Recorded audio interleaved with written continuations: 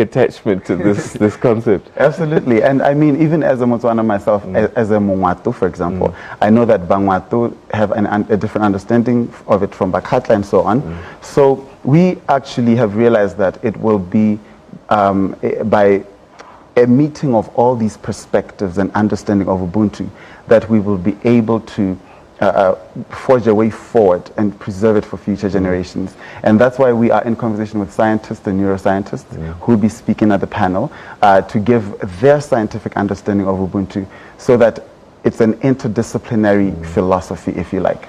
I mean, does it, you know, I mean, I love the idea, I love the notion of it, and I've seen it in practice, but, you know, religions will say, follow this religion, and all of those issues are dealt with.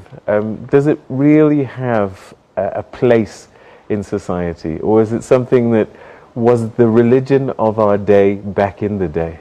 I think it does, Peter, because I get the impression when I travel around Botswana and speaking to young people that they are lamenting that Ubuntu is not there anymore. We are not as polite to each other as we used to be. And that trickles into other spaces like the economy and how we run our countries. And so I do see a return to a new Ubuntu. An Ubuntu that is sort of our times. Like I mentioned, you know, for me it's the curriculum and other things.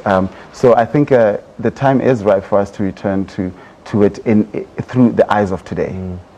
And what's interesting, I mean, the custodians of Ubuntu are supposedly our elders passing it down. And so in many ways, they really have to be the ones to be continuing to teach it. So what's happened, do you think? Where's it gone wrong? Because if the presidents and the various ministers were promoting what you're saying, we wouldn't even need conferences like that. Absolutely. And I was very proud to read about how in the 80s, President Masire, who just passed on, he actually included Botho as one of our national values, which hadn't been done before.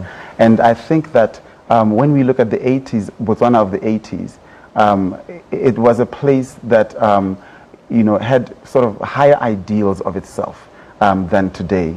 And I think it will only be by returning to Botho that we will be able to connect with the past in a way that constructively moves into the future.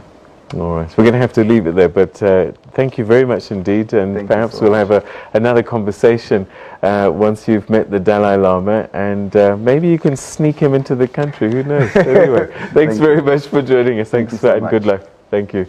All right, we're going to take a quick break.